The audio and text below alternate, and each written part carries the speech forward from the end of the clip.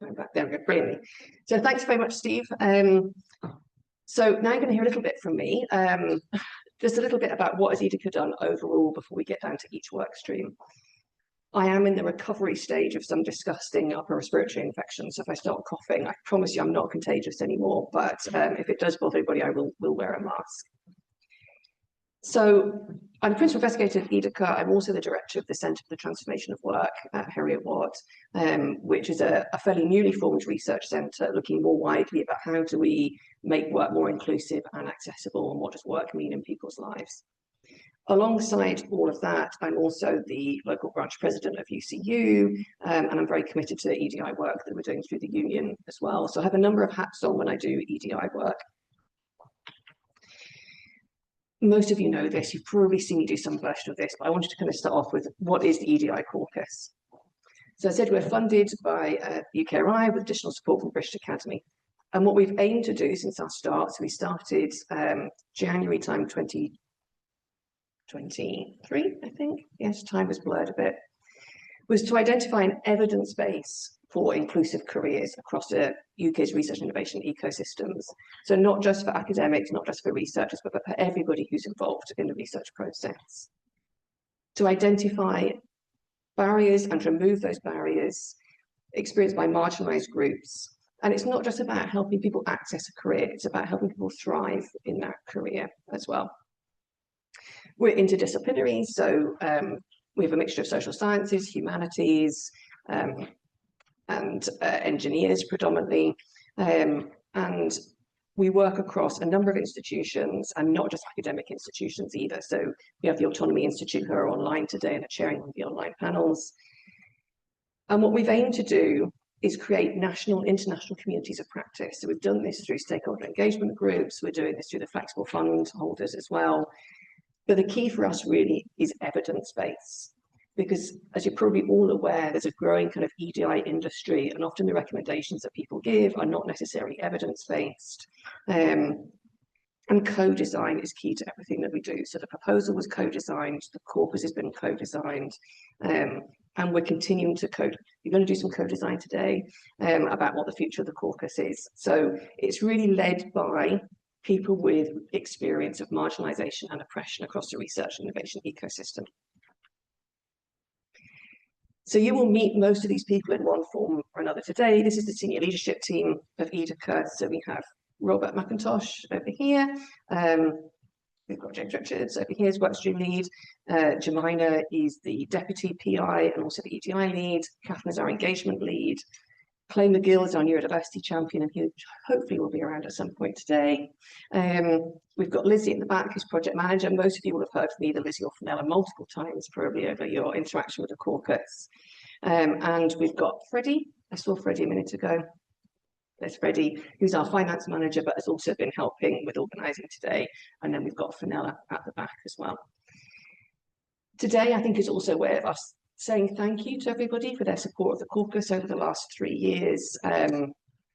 And what I'm hoping today is that you can enjoy today as well. It's not going to be PowerPoint all day. There's lots of interactive sessions. You should have fidget toys. Feel free to use them at any point. And like I said, if you need a break or you want to go and explore the campus or anything like that, please come and go over the day. And hopefully you'll have a little bit of fun.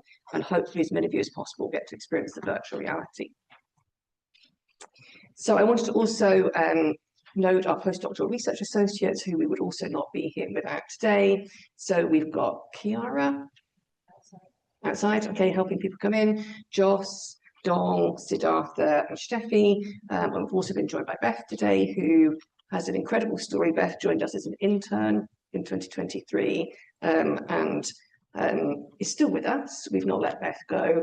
And Beth has actually just joined Heriot-Watt on a 4-year contract to support the research centre. So I don't know what you did in a past life, Beth, to deserve being stuck with us for this long, but Beth's been a really important part of EDICa as well. The number of our co-investigators are here today.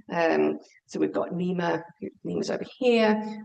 Jason's not able to join us today. Matta, Diane, Marion, the Autonomy Institute, Rafaela, and Nile. So some of those people are online today, some of them just couldn't make it today. So we're quite a big team. And we've also got a number of partners, most of whom are in the room today as well. So pleased to get to know each other. Obviously, you've all had the chance to indicate whether or not you want to speak to people. Apparently I was not allowed to put myself down as red and have nobody talk to me today. So I'm green, so just please keep a little bit light. And if you change your mind during the day and you started off as a green and then you're an amber or you're a red or the other way around, just please put another sticker over the top. Please don't feel compelled to network, because I know networking can be a fairly painful experience. So EDICa is structured over 3 work streams. I lead Workstream One, which is looking at the career lifecycle. Robert leads Workstream Two, which is looking at the research process. And then James leads Workstream Three, which is looking at the organisation of work. So each of these has got multiple projects within it. Workstream One has predominantly looked at menstrual health in the research innovation ecosystem. And as I'm going to talk to you about later on today, that's kind of spun out beyond research innovation as well, particularly with the Employment Rights Bill coming online. Robert is leading a number of projects with Don and Steffi around things like peer review, demand management, how do we create evidence-based effective diversity training as well. And then James has been working with Joss and Siddhartha, looking at the impact of COVID on EDI and the research innovation ecosystem. We're going to give you more details about this, but also co-designing our fantastic virtual reality. And I'm really delighted that we have Anna Mershon here today who helped us, or did all the design work, and will be here to help anybody who wants to have a go at the VR. So this work is ongoing. All the way through, we've engaged in co-design. We have an advisory board as well. Some of the people in the advisory board are here as well. They've been part of that co-design. And we've got I was trying to work out how many people we've spoken to over the course of the caucus, and I've not been able to. I just know that it's several thousand, and I kind of gave up counting at that point. So we've spoken to a vast array of people working in different kinds of roles, different kinds of organisations. We've been engaging with industry, policymakers, other governmental bodies and employers. So we're trying to look at the ecosystem, the different components of it, and where some of the issues might be around EDI. The other important thing that we've been doing is looking at what don't we measure. So what does the Equality Act not enable us to look at? For example, what data have we collected, but what data isn't being collected? Because sometimes what you don't talk about is even more important than the things you do talk about. And one of the things I want to talk to you about today over the course of the day is it's become very clear to us that there are some very deeply entrenched norms across the sector in terms of what makes a good researcher. And this is something that Steve mentioned, DISC, which is Disability Inclusive Science Careers, but I've been researching academic labour for quite a long time. And over the course of that, it's become apparent that what institutions' policies might be, the rhetoric just does not match the lived experience of people working in research. And that's going to be my major provocation for people today, is around how do we challenge these really deeply entrenched embedded norms that we probably all are part of reproducing one way or another. And we've also undertaken a number of other additional projects. We've done more work with UKRI. So James had a project looking at the PGR terms and conditions. And we had another project looking at global talent visas. We've got Disability Inclusive Careers in Engineering, which is funded through Impact Acceleration Funding, and Beth has been a key part of that with Fenella. And we've also been doing work with the Intellectual Property Office, looking at the barriers that might be faced by disabled and neurodivergent people trying to secure intellectual property rights for their research. So EDICa has grown and it continues to grow, and we really appreciate everybody that has worked with us and obviously funded us over that time frame. So the reason I wanted to kind of set another standard for us is that we're driven by the social model of disability. Can I ask how many people in the room, at least, are familiar with the social model of disability? Okay, so most of the hands are rising. Some of them are because I've talked about it for years now at them. Others are because this is what you do. I can see some thumbs going up, which is great. And I think it might become apparent over the day why that's the lens that I really see a lot of the work that we've done through, even if it's not about disability. So the social model of disability would argue that people are not disabled by their quote-unquote impairments, they're disabled by their environment. So for us, that would be our working environment. So that can be policies, it can be the physical environment, it can be social attitudes and cultural barriers. And the reason I want you to think about the work we've done through that lens is it moves the focus away from fixing the individual towards fixing a harmful and damaging working environment. We're not interested in training people to cope with harmful working environments.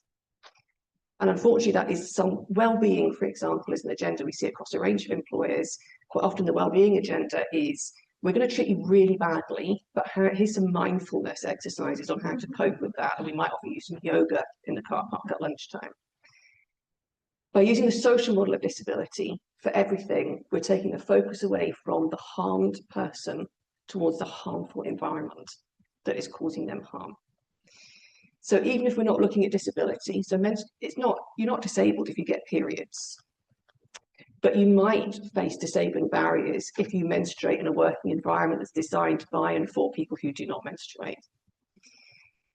So what I'm encouraging people to think of is shift the attention away from the individual towards what are we doing? What is our environment? What are our attitudes? Because the attitudes and unspoken policies that exist in employers are probably just as powerful, if not more powerful, than the written policies that we're supposed to adhere to.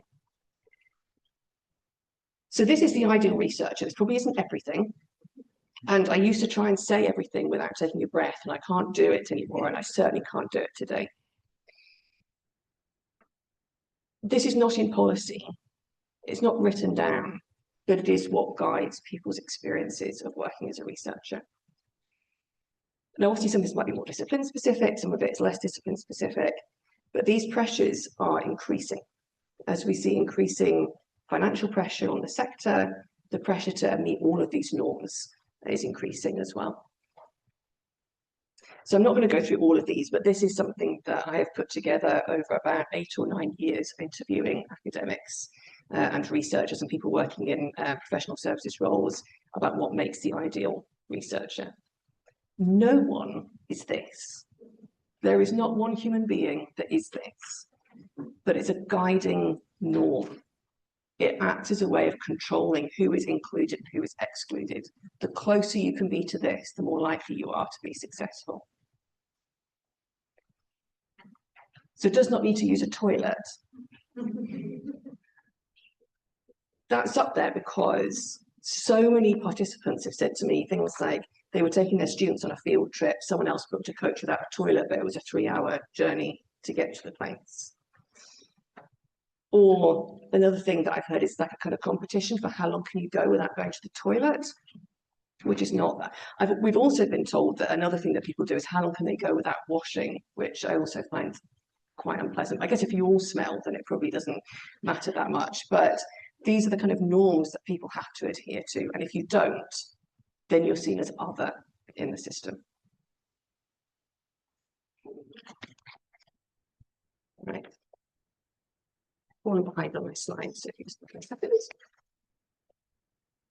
So I think at this point,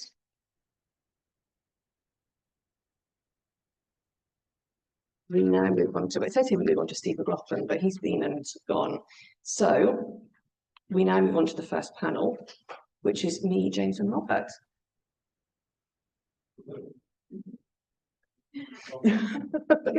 You need to come and sit on this side because otherwise the camera won't pick you up for Zoom. Am I driving the slides? Up to you.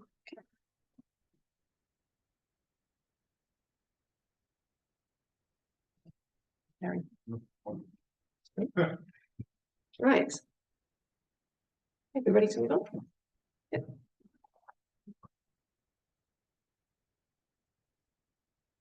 Right. So I led Workstream One with Chiara and Don, who I think they're still helping people find their way in.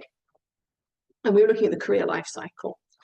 And the example we looked at for the relationship between life and work was menstrual health.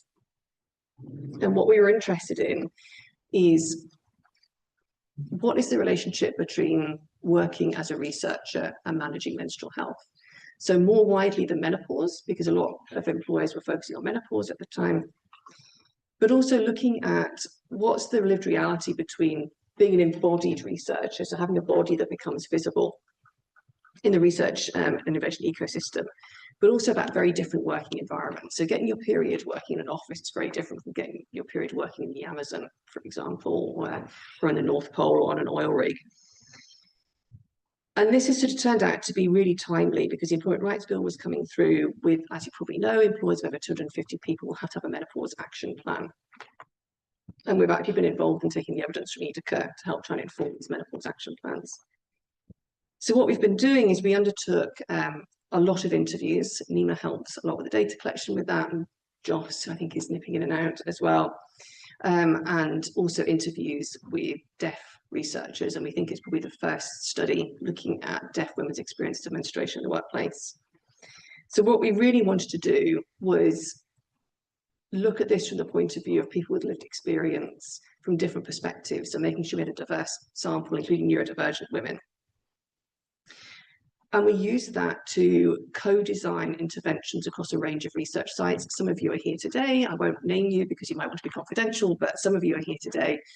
And each research site co-designed with us a bespoke intervention. So for some organisations that might have been menopause action plans, it could have been menstrual health champions, it could have been making sure menstrual products are available in field kit, etc. And what we've really seen through that is that the intervention actually began from the moment we asked people to start talking about what their experiences were of managing menstruation.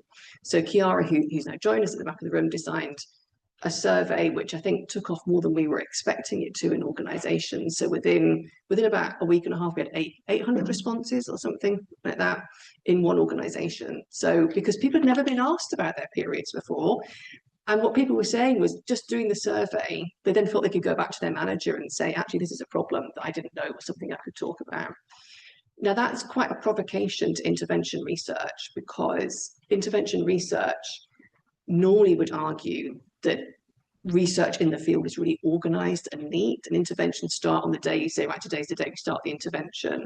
And I think Diane Guy's in the room somewhere, I can't see Diane. Yeah, Diane was my line manager when I was a postdoc, and it was something we found in that project as well, that when you start asking people to reflect on their working environment, they start to make changes to their working environment, so the intervention actually starts then. What we also discovered is a lot of employers are relying on extremely poor evidence bases for their menstrual health plans, and sometimes this could actually be quite damaging. So they're bringing in organisations that deliver training that could be about giving people nutrition advice or exercise advice, etc. So the focus is very much on the individual. But by speaking to gynecologists, they're saying to us that people having recommendations made to them that are not medications they should be taking, are not interventions they should be having.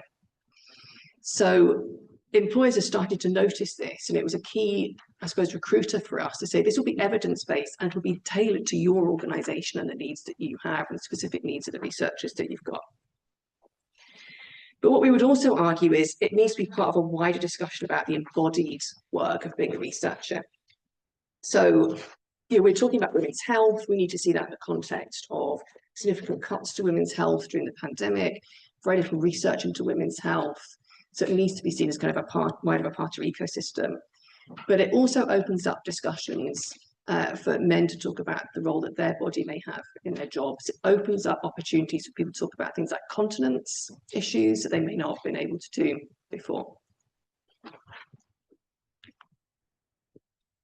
So, as I said, I'm going to give you provocations, or I must have learned this word recently and I'm using it all the time, but provocations through the day. And what I want to start off with is saying that what we can't do, if we really are committed to creating equitable working environments, we can't engage in interventions that actually just reinforce the status quo. So if we want menstrual-friendly workplaces, telling people what diet they should be following reinforces the discriminatory practices that you have in your workplace. And we have to try and avoid interventions that nibble away at the edges, that ultimately reveal the fact that workplaces are quite discriminatory. But we also need joined up thinking. So employers are filling a gap that is being left by the NHS in the UK. They're providing occupational health assessments, they're providing these kind of trainings, etc. Quite often they don't follow up on that training. Has it been effective? But they've ticked the box. Yeah, we've trained all of our managers about autism. We've trained all of our managers about menopause. But when you say, and what impact did it have? They don't know, because they've ticked the box and they've moved on to the next initiative. We would argue the Employment Rights Bill doesn't go far enough, and we can talk about that later. But we would also argue that we need government level intervention to ensure that healthcare is meeting the needs of women, that we address healthcare deserts for women, so they're part of Scotland with no menopause specialists, for example, that employers need to be part of an ecosystem of change across the sector. And that's it for me, and then I pass on to Robert, I think, and I'm driving the slides. Am I going to stand? That should get you, I think, Robert. I don't think you need to move. Is the microphone picking Robert up? Good. Good morning, folks. It's lovely to see you. My name's Robert MacIntosh. For 8 years of my life, I worked here at Heriot-Watt University, but I now work at the University of the West of Scotland. And I had a slightly out-of-body experience driving back to a place where I spent a lot of time. I'm going to start just by picking up two things that have come up in the conversation thus far about the nature of the caucus and the work. The first is that last week at the University of the West of Scotland, we had the relatively newly appointed Scottish Government Minister for Higher Education and Further Education, Ben McPherson, visit our campus to see some of our students and see some of our programmes. And the point that I really made to him, which I think is often lost in policymakers and politicians who have responsibility for higher education, is quite what a big ask society has of universities as employers. So Kate's just mentioned the fact that universities are plugging gaps, as lots of other organisations are in relation to NHS provision. And if you think about all of that responsibility for the people that we employ in universities, and then multiply that by the many, many more people that we are responsible for their education or their research career as research students, it's a huge responsibility, which is frankly under-resourced and misunderstood, but absolutely seen as the university's problem when anything goes wrong. So I think there's a real jeopardy about that for our sector as a whole. We play this hugely important role in society. It's not that well understood how complicated that landscape is. And it's that in that context, I think the caucus has done some great work. And the second introductory remark that I want to make is about the messiness of the research process in this area. So again, Kate was referring to the fact that the intervention starts when you begin to think about it, not when you press go on some control experiment where you've got two universities, one of which you've done helpful things to and one of which you've not done helpful things to. Life is not like that. My PhD and training was in engineering before I ran away to the social sciences, but I'm a really passionate advocate of action research, and in particular participatory action research. Organisations and social systems do not lend themselves to clinical control trial methods. And the caucus has really evidenced that in the way that we have gone about our work. So those are two background things before I come to Workstream Two. And as we come to Workstream Two, I wanted to just acknowledge that the caucus has also been, I think, an outstanding example of hybrid working. And so it's really lovely to see three-dimensional people where mostly I've seen two-dimensional people. I want to pick out three individuals, the postdocs, including Kat Morgan, who was on the programme at the beginning of the programme and it's no longer working in the caucus, but Steffi Schneider and Dong Lin, I see Dong in the room, for the two postdocs. So when we talk about what has Workstream Two done, it's really what have we done collectively, not what have I done. Much more their work than mine. And secondly, really lovely to see Siobhan and Matt, but not Joe Parslow, who've been three of the most active members of our stakeholder panel, and it's been really brilliant to hear that input and third-party perspective on our work. So this is what we've been doing in the second work stream of the process, which looks at the career context in which research and innovation happens, and in particular has taken a focus on the impact, the pernicious impact, I would say, of peer review, which lives in this space where there's a tension between trying to fund the best research and best ideas to push the best science or social science or humanities research, and do so equitably and fairly, but also do so inclusively, and that's hugely challenging. And so we have started to work with an evidence review, which if you are new to the caucus or haven't come across it, I highly recommend. It's on the EDICa website, and it looked at what's been written and known about the process of peer review thus far, and where were the hotspots, where there are there's lots of studies, and where the colder spots, where not only in some cases are there no studies, nobody's even asked the question to frame a study. And then in that context, what we've done is try to gather data to build an evidence base around what we know and don't know about peer review. And to do that, we have been using in particular a method called video diaries, where we try to catch lived experience of people in various roles in that peer review process as it's happening. It's much like the messiness of participatory action research starting when you begin to think about it, not on the day the study starts. When you're doing work of this sort, which is time pressured and often in parallel to other responsibilities that you have, your opportunity to remember that, oh, I wasn't entirely comfortable with that part of that decision process is not 3 months later in some interview, it's the day you've done the work. So we're trying to use video diaries as a time-efficient, distributed, asynchronous method of allowing actors in the situation to reflect on their own experience. It's a method I've used elsewhere in strategy research with really great effect. It's a method we found hugely problematic, mostly because of the voluntary nature of the work, the sense in which this is sensitive and therefore maybe not that comfortable, and the time pressure.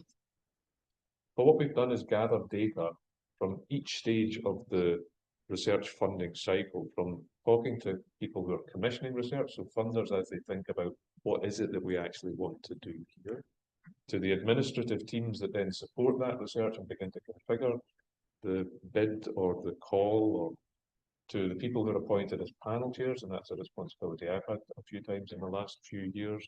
They're brought into that process to oversee the way in which the funding will be dispensed, to the people that we ask to review those bids, and they're often dispersed across multiple institutions, so each bid is looked at by a few independent sets of eyes and rated and ranked, to the members of the panel who then gather those reviews in and look at them and usually establish some kind of rank order of things that are more likely to be funded and things less likely to be funded, to the participants who have put forward the bid and the kinds of feedback that they get at the end of that.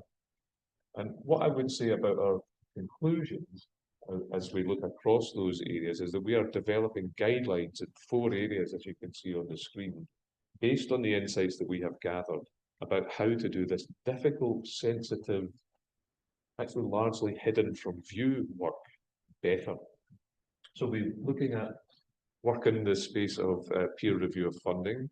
We're looking at this phrase which gets used a lot in the higher education sector of demand management, and that's where a funder is so overwhelmed by the number of potential bids that they get that they ask the institution to say, you can put forward 1 or 2 bids in this space, maybe for a fellowship or for a centre or something of that sort. So the institution itself has to introduce its own internal mini assessment process of which of the 5 or 10 people who said they'd like to go for this fellowship will we support. So that demand management process. And then the caucus, as with several other bigger funding calls in the UK system, has introduced this notion of a flexible fund where some of the money that we received, we were then to dispense to other researchers. And so we've developed guidance in that space. And finally, just to pick up the other piece of work that we've been doing, to try and make EDI training more impactful in the research and innovation ecosystem, our work has really looked at the experience of people going through EDI training, and we created a network of 32 champions from across research and innovation settings, many in higher education, but many also not in higher education, that have their experience of how did they get on in training sessions which were online on a range of topics that they helped self-select, so they were interested in. And what makes that training more interesting, more impactful, enables them to be a better champion for change in their own organizations. So that's what we've been doing. And to go on to the next slide, please. I guess our challenge to the community and those online and in the room, I would regard as the kind of leading edge of that community, because you're here, because you're interested, My challenge is a bit like Kate's challenge, that we don't nibble at the edges, but that we actually think, how do we personally take some responsibility for making a difference in a system which is systemic and problematic? And it could be that you say, well, I'm going to nag the funder to behave better, do more impressive things, be more inclusive. And that's a good thing. I would encourage us to do that to our funders. We have nagged you throughout this process and will continue to do so. We can nag regulators and universities, but in actual fact, change is both top down and bottom up. And my challenge to each of us is there anything that we could do within the confines of how things are currently organised to make more equitable and inclusive outcomes come to pass? And I'll give you one small example of that. It is pretty clear when you're running any kind of funding process that you can be overwhelmed by the number of applicants, and therefore giving really high quality feedback is challenging. And you could say, well, I'm going to nag the funder to pay for more time in order to do more feedback in order to be more inclusive. And that's a good thing to do. And if that works, whoopee. But it might not work, and it might definitely won't work instantly. So every time you're engaged in peer review, you can think, what could I do to make available to those who were unsuccessful better quality feedback? And it might just be that you agree to run a half-hour Zoom session in which you say, I was one of the reviewers, and here are the 2 or 3 things that seem to mark out applications that did better and applications that did worse. That's not personalised, tailored feedback to every individual applicant, but it's a hell of a lot better than a note that says, thanks for your application, it was a no. Oh, don't ask me, because I got 3,000 of them. I have no time to tell you. So the extent to which we can take some personal responsibility for trying to change the practices is very like that participatory action research ethos of saying the messiness of the research and the inquiry and the intention to change starts when you start thinking about it, not when you finally have an announcement of a funding call from a funder, which is better resourced, more thoughtful, and just idealised. We might eventually work towards that, but we're much more likely to work towards it from the bottom up than we are from the top down. Thank you, Keith. Okay, over to you, James. Okay. Thanks, Robert, and thanks, Kate. So I've been introduced already, but just to refresh memory, my name's James Richards. I'm effectively I'm a co-investigator on EDICa, but more importantly, I'm the principal investigator for Workstream 3, which is called the organisation of work. And just looking around here this morning, there's plenty of people here who've got some awareness of it. So give me for going over some of the things that many people in here perhaps already know. I think Kate and Robert would agree in the sense that we could speak at great length about what we've done and what we've tackled, and what we're also thinking about are things that need to be further looked at quite some length, but this is just a kind of a summary. So hopefully it does the work stream some kind of justice. So first of all, I just want to kind of mention that one of the key things that was looked at related to flexible fund, not flexible fund 3, what I'm talking about. I think I've lost track of my notes. No, I've got these the right way around. Workstream 3. Workstream 3. Okay, so no, I'll lose sight of that. I'm not sure I was going with that now. Anyway, the point being is that what we've looked at, it's been mentioned already in Kate's introduction, is that a key area that we've looked at is what has been the impact of the COVID pandemic on EDI in the research and innovation ecosystem. And kind of linked in with that to a point, but also separate to a point as well. We've also tried to kind of think about how, what can we do to make workplaces more accessible? That's effectively the 2 main parts of Workstream 3. And just the nature of the term organisation of work, at least implicitly, lends itself very much to, as Kate has mentioned already, or at least in one sense, the social model of disability. What we're talking about here is how can research and innovation organisations, at the very least, recognise the kind of things that they're doing that are causing problems related to EDI, but also as well, how can we kind of show the way in some particular sense? You hopefully you'll already be aware of, spotted it, and be keen to test it out. But we've got 2 stations where people can test out the virtual reality initiative and toolkit that we've been developing. And just to kind of give you a heads up in what sense, this is the first time that we've really tested it out. Don't get me wrong, but this has gone through a very long and detailed process. Joss and Siddhartha have been leading on this, and Lizzie as well has been a key actor. We've got Dan as well, of course, who's been mentioned from the organisation who's put all this together, and immersion. So we strongly recommend that people will give us some feedback on this. It's been through a long process. It's mentioned already how EDICa is built on the principles of co-design as well. It has been a process that is very much has co-design deeply embedded in it, and then we've gone through a very long process of testing it out and getting feedback from a range of people, not least the people who are likely to benefit from this. So just to kind of give that a heads up, I just wanted to kind of make sure and really encourage people to do this. I think the sessions last for about 10 or 15 minutes, and the most that we expect from you after that, and still it's not a mandatory requirement. We would like you to kind of tell us what you felt useful about it. We know with everything there's bound to be some kind of limitations with it, so we're not looking for weaknesses per se. If you want to show them with us, then please do. But this is just the start, and as Kate said, EDICa will run into next year as well. And one of the big parts of what we plan to do with EDICa next year is to try and kind of roadshow, in a sense, the virtual reality. And we also would like to take this work further, much further than we managed to get it to at this stage. So another thing that we would like you to consider doing as well, give us some ideas about where you think this could be extended to, what kind of different working environments or particular groups or anything that comes to mind.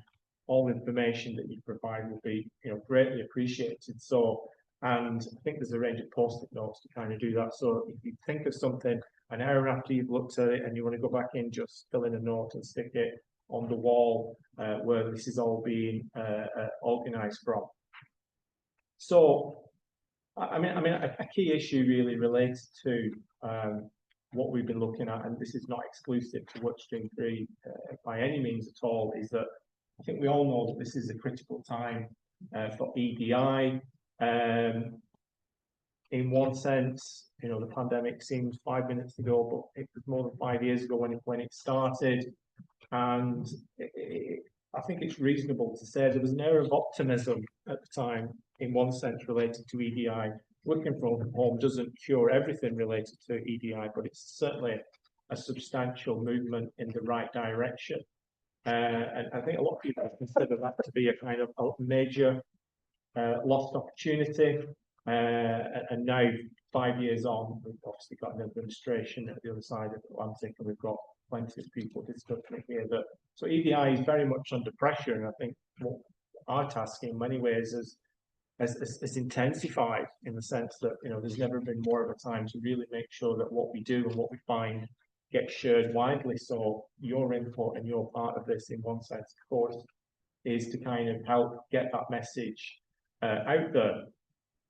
But coming back to the idea of what this work stream really is about, what we're talking about here is that we need to change organizations. That's not just like an ideological way in which to consider this. My main area is employment relations or industrial relations or employee relations. These are the terms that it comes under human resource management. And a lot of this is about power dynamics in the workplace, how relations work between employers and employees, or senior managers and regular rank and file employees. And employees and managers are not homogeneous groups. So EDI is very much part of this, and in order to change how workplaces are, there needs to be a very fundamental cultural shift in how organisations are run. If we were here perhaps 40 or 50 years ago, and you were talking about, we need to speak to the workforce about a change or something that we need to improve, that would not be the most revelatory kind of situation, let's say. But in 2025, it seems odd, and I think far too many people at all levels of the organisation have become conditioned over several decades and now several generations that somehow employees' interests or their voices can somehow be dealt with by human resource practitioners. That's not a massive criticism of HR, but I think as HR has grown over the last 3 or 4 decades, we've not really seen any kind of movement or anything substantial related to EDI. So I've wondered a little bit of what I was actually thinking about, what I wanted to say today, and just to kind of go back to the kind of things that we have done and very much relate to what EDICa is all about. The kind of things that we really looked at, I've told you what were the kind of questions we're trying to at least broadly answer. We've done a range of surveys. We've got one currently in operation, which it relates to bullying, sex harassment. That's effectively a follow-up survey to the survey that ran about 2 to 3 years ago. And hopefully, if we can get that out again at some point in the next few days, anybody in the room can distribute that through the network. It would really be appreciated, and a whole range of ways in which to kind of disseminate information. We've got Siddhartha in the room who's finishing another report that would come from this. Those are all really important. I'll say some more about them in the next slide when we move on to what are some of the finer key issues that need to be addressed and how we might begin to start addressing them. But I think in one sense, the jewel in the crown of Workstream 3, I think without any question, is the virtual reality. Obviously, I'm kind of hedging my bets on that because, you know, the proof will be in the pudding, because this will be the first kind of way in which we get that kind of, get some strong and meaningful and broad-ranging feedback. So again, just to kind of put that, a virtual reality account of enabling workplace. You know, it's really about, you know, what does enabling office space look like, where a lot of people in innovation will work at some point for us. And then we've got a lab. It's only one particular lab. You know, we would like to have gone further than that. We did initially try to think about how we could perhaps do something that involved some kind of field site as well, which is a very important part of research and innovation, and certainly kind of covers on the kind of exclusionary kind of things that Kate was mentioning before about menstruation, etc., and things like that. So yeah, so that's what that's the kind of broad overview. If we move on to the second slide, please. So yeah, this slide is just broadly divided between the kind of key issues and some of the recommendations. I said before, you know, there's a lot more to this. This is really kind of getting things started in one particular sense. And I think one of the messages here, you know, take it all together in one sense, is that what needs to be done is not necessarily precisely about improving things on the lines of EDI. A lot of the things that probably would change and benefit EDI, and therefore overcoming, in a sense, the politics of, you know, certain groups perceived to have certain privileges, etc., the organisation, when the reality is quite the opposite and has been for a long time, is just generally consider how work is organised in terms of job satisfaction and the work environment. You can kind of make some changes there. You can improve job satisfaction. You can improve the working environment, the way that people work. You're going to, by automatically, in one sense, make the workforce more enabling and inclusive. And then you can then consider about the finer points, etc., things like that. So some of the key issues that we did uncover, there was that, not surprisingly, I don't think that's kind of, a lot of people would find that entirely surprising. It's obviously the data that we actually have that relates to different groups that we're interested in that probably reveals more. You know, general job satisfaction was not great, but certainly for a range of groups, people disabled, deaf, neurodivergent, etc., their experience was notably inferior compared to that kind of general not great picture. Don't get me wrong, there were still some good areas of encouragement in that particular area across all groups, not least on things such as like the ability to work flexibly and working from home, you know, more often than not. But I think we'll all be aware that this is something that's quite controversial and has been for quite some time, and universities and other kind of similar organisations are not affected it, are not immune in the sense that there's been a kind of, let's roll back on a lot of these issues. And I don't think a lot of consideration has been of what the effect that may be, and what kind of blanket policies have come to the office, etc., things like that. And it's only really when you've got like a good sector or departmental manager who kind of pushes back on that, or at least says, you know, let's kind of think this through and make sure that my team or my area isn't as affected by that.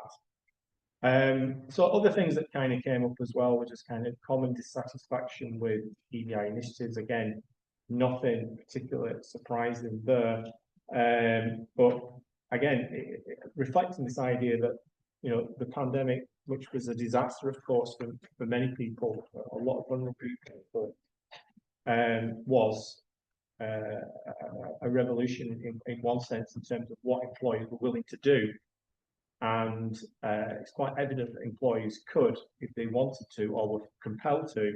And that's one of the kind of aspects of this work stream that we're moving towards. I think one of the fundamental things that, in a sense, my provocation is that, you know, there has to be some way we can come up with new and innovative practices that allow inclusion, because the world moves on, technology and the way that work changes. But some of the things that block EDI are far more deep-rooted and structural, and I think they've kind of solidified in the last few decades.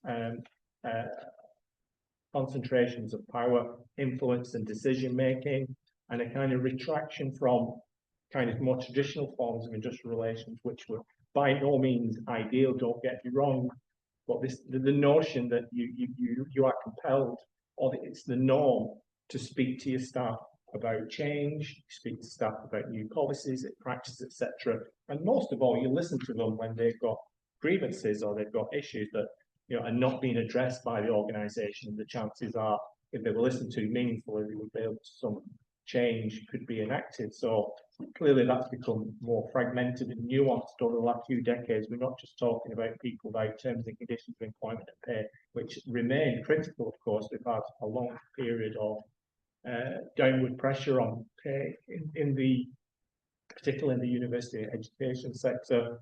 But we certainly need to have more forms of, I would call that, pluralism, in the sense that we need to speak to people who work here and who experience things and understand their lived experiences, and their ideas and viewpoints need to meaningfully be fed up and brought and factored into decision making. Decision making should be, in many ways, devolved in a range of ways, etc. So a couple of the things that kind of came up prominently, or things that we kind of factored in and decided were going to be really important. This was part of co-design right way back, probably at the beginning of 2023, around about that time, where we were first starting off as well.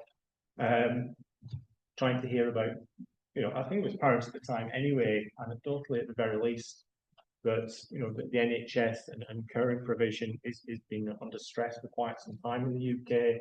Austerity stretching out over the best part of 2 decades now has taken its toll in that area. So in one sense, this is not an area that organisations can necessarily deal with directly, but there is far more scope and latitude for them to kind of accommodate, in some sense, or work around these limitations, etc. Even if it's just as simple as, you know, think about disability leave, for example, which is a form of kind of absence, if you like, but it's not registered and certainly doesn't count towards people's performance. I think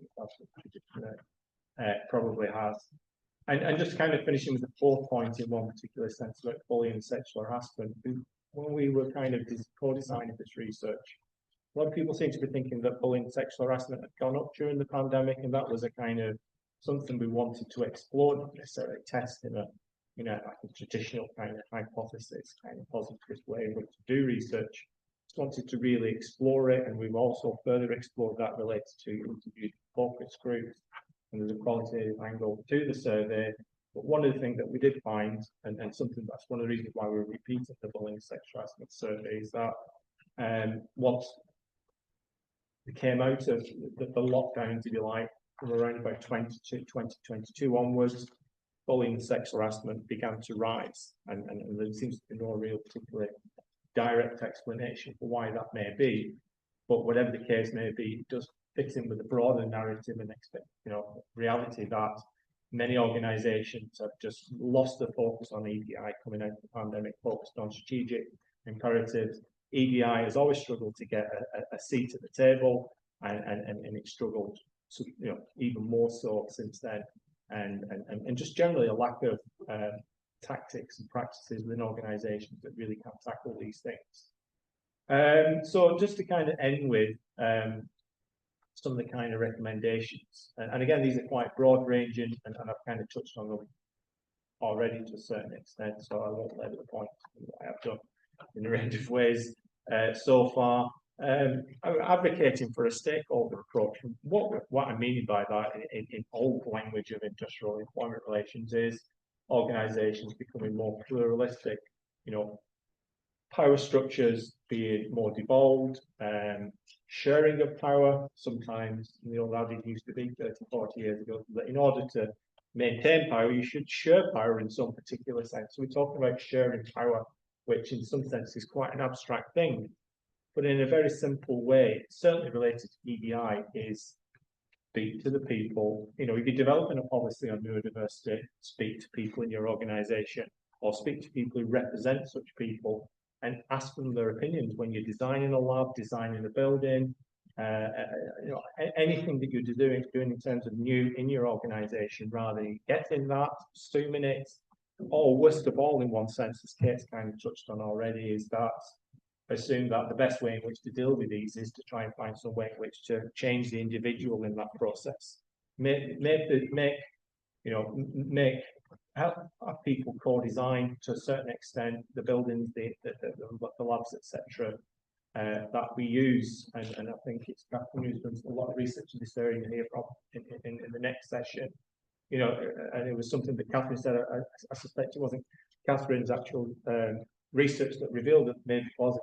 Forgive me for that. Is that the cost of retrofitting is substantially higher than if you don't do it in the first instance. So speak to your people. If you're in these conversations, you're heading off potentially so many different problems in the future.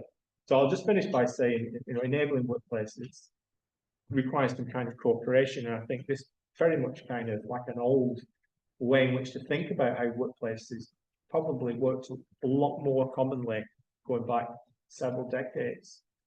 Co-creation is just another term, as far as I'm concerned, or broadly synonymous with just being pluralistic, and employers accepting that, they don't know everything, they can't do everything, and there's this resource and they need to work with them rather than kind of assume what they want and do it in a particular way that suits the organisation rather than suits particular people who would like to benefit from this. And ultimately, key issue here, and I can't get rid of problems with organisations, is that many of the initiatives in organisations related to EDI are not co-designed, not based on evidence, and these are the very things that EDI. Thank you very much. So that's the end of us talking. We do have time for questions. Are there questions on Slido? What do I need to do?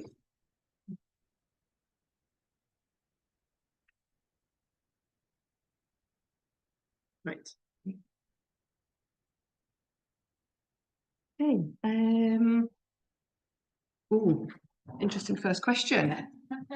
Can everybody hear me okay? Nodding, okay.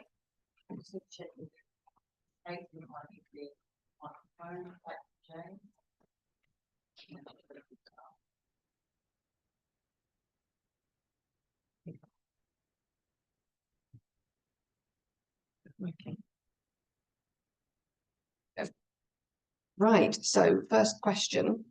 Hello, and thank you for the webinar. You're very welcome. My question is, given all the needs, challenges of working with human-embodied researchers, isn't AI the ideal researcher? So I asked ChatGPT, who is Professor Kate Zhang? And it didn't know who I was, and I was very offended. It found a Kate Zhang who worked at a different university, so it was me, so it couldn't get the basics right. So I also asked, is Kate Zhang a nice person? And it said she looks it. So the first one was wrong, but the second one was clearly correct. I'm going to open it up to the panel because I have a personal view on this. And the Autonomy Institute are using AI in terms of forms of data analysis, but is the ideal researcher artificial intelligence? Do you want to go first? Does that microphone like it? I think that one in front of you should be live, and the weird box should be as well. Undoubtedly, artificial intelligence is going to change the way in which we do research, but I don't think it is the same thing as a researcher. And we are not at a stage yet where quantum computing, which is the thing that they predict will take AI to a level where it gets to super intelligence, is in place. And so for the immediate and foreseeable short term, I think the answer is definitively no. But there are things that artificial intelligence and digital solutions can enable for colleagues who have restrictions in terms of mobility or access or healthcare or caring responsibilities that I don't think we utilise nearly as much as we could and should. To pick up a point that James made, the pandemic was a large-scale social experiment which showed us that huge swathes of the economy, including most of higher education, could function at least reasonably effectively entirely digitally. And I don't think we've retained enough of that optimistic, entrepreneurial, pioneering spirit as we step back into the way in which we operate now. James? Can I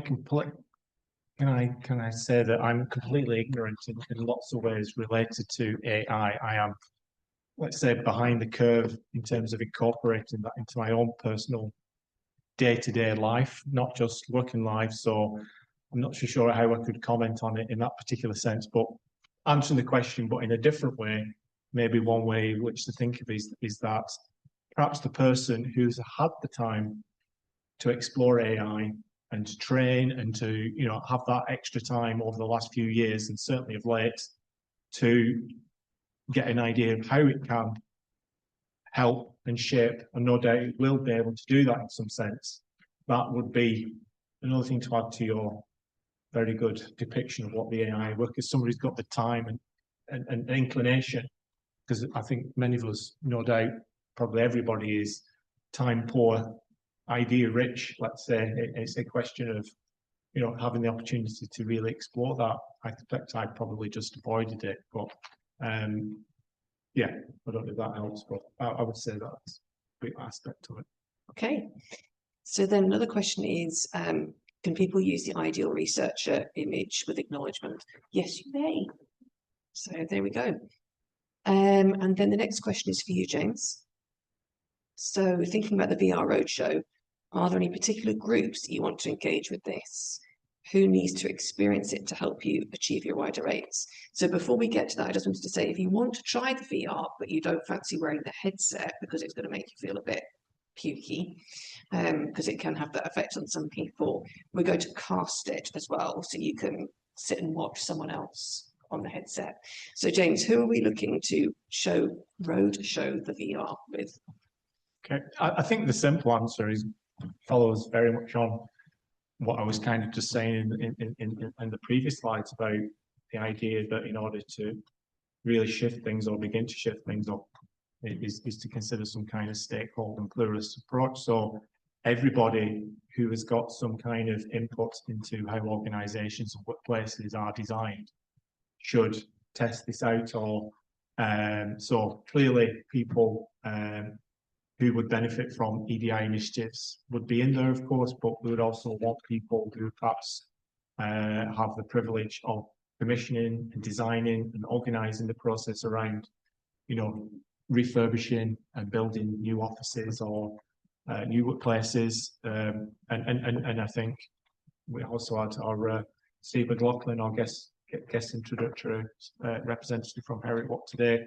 Our executive, for example, not necessarily specifically our executive at Heriot-Watt, but people who make decisions should be able to see this, and I think the key advantage of this, and it's obvious, is that it's so good to have everything. It's quite visual, and it's a way in which to kind of get a quick understanding and a very good understanding of what important differences can make to people. And again, look at it one more time, please have a look. So yeah, everybody who is involved It may not be people who necessarily benefit from it, but people who can make decisions, or people who it's their responsibility in this area. And just to add one further point about that is that, as I've mentioned already, we're looking to roadshow it in 2026. So if you as an representative of an organisation would like to experience this and bring it to your organisation and a group of workers or a group of people or decision makers